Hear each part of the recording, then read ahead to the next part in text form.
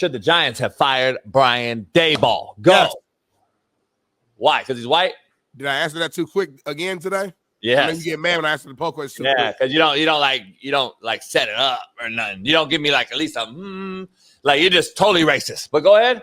I mean, he should have been fired.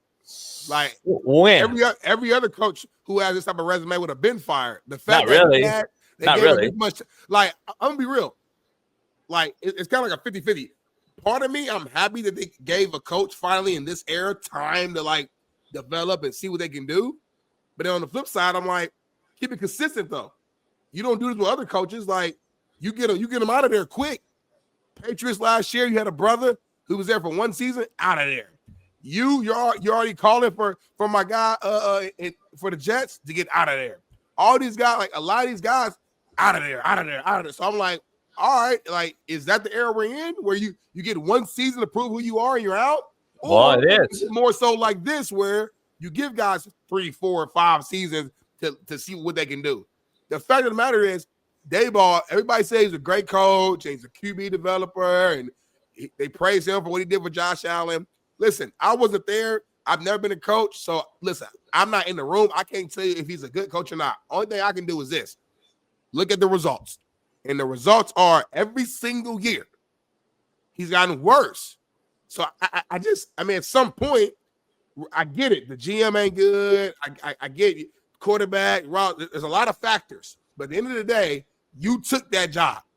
And you took that job with the expectation to make them better. And you didn't. You made them worse. So at some point, I gotta look at you as a man in the mirror. Look yourself in the mirror, as a man in the mirror, and you gotta be real. You failed. It's okay. We all fail. I failed. JB, you failed. Everybody in this chat has failed. It doesn't mean he can't bounce back. It don't mean he shouldn't get another job. I'm just saying right now, though, he's not the answer in New York, and it's clear as day. You said a lot of nothing. Here's the bottom line is. Disrespectful. I hate when you do that, by the way. It pisses me off. It discourages me. Makes me not want to do the show with you no more. Go ahead.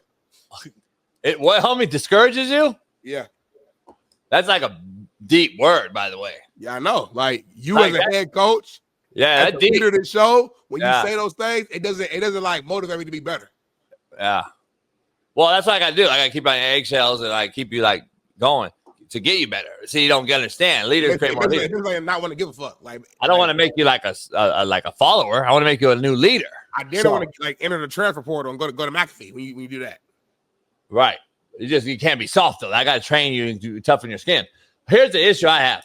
I'm not saying he doesn't deserve to be fired. I do think that he had the longevity that he got, to your point, for the simple fact that Shaun or Scone or whatever the GM's name is, fucked them and lost Saquon Barkley. Now, name me another coach who lost a player of that caliber and kept his job. I'm just waiting because nobody has lost a player of that caliber since CMC. And guess what happened after he left Carolina? Fired.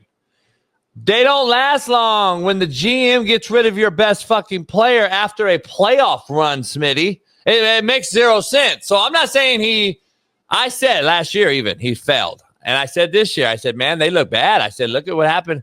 And then Jackson Dart came in, and then you got 0 O-linemen to help out. Like, they've had the worst O-line and not addressed it yet. Why haven't they not addressed the O-line? That's a GM issue, right?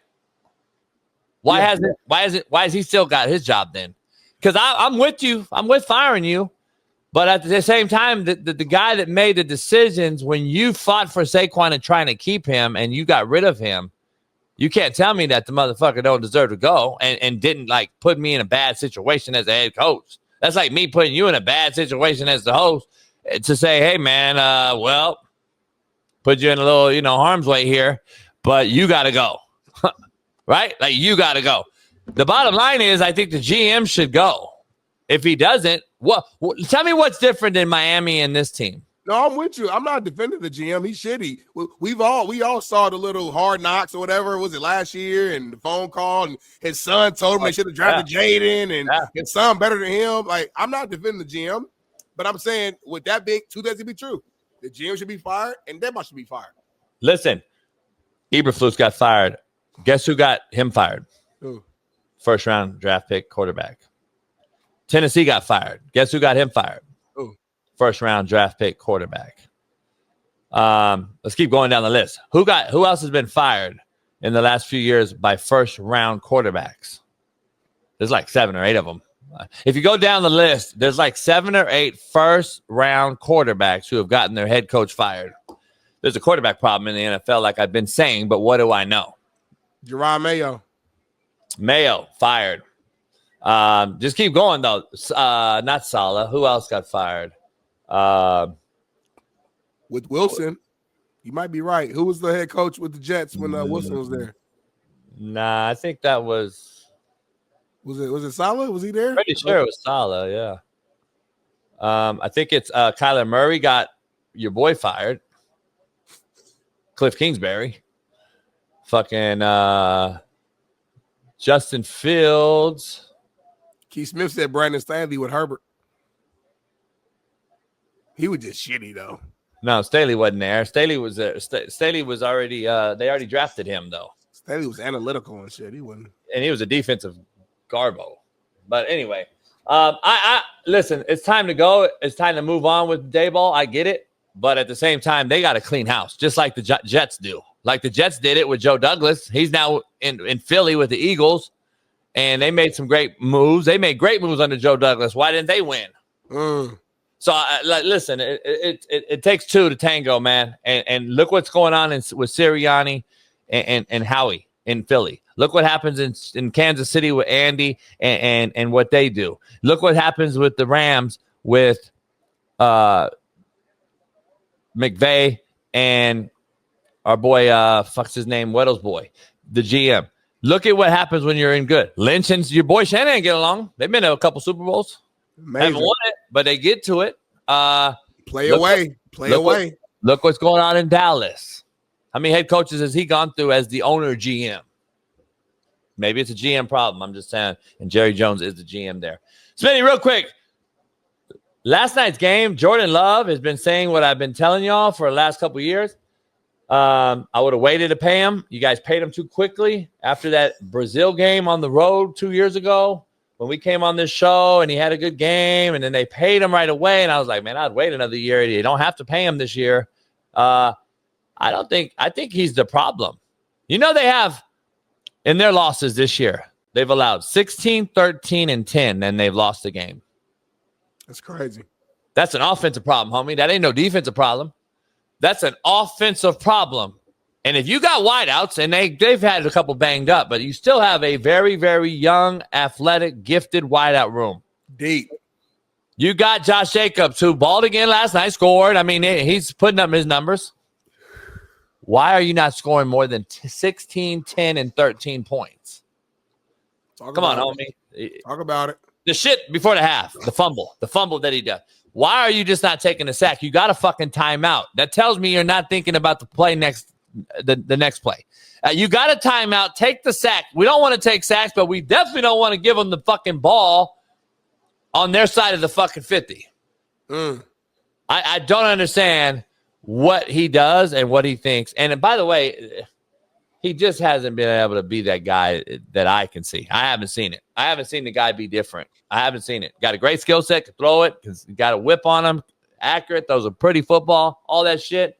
Don't mean nothing. It's a 7-on-7 of the NFL. That's what we've seen now. That is what quarterback play has become.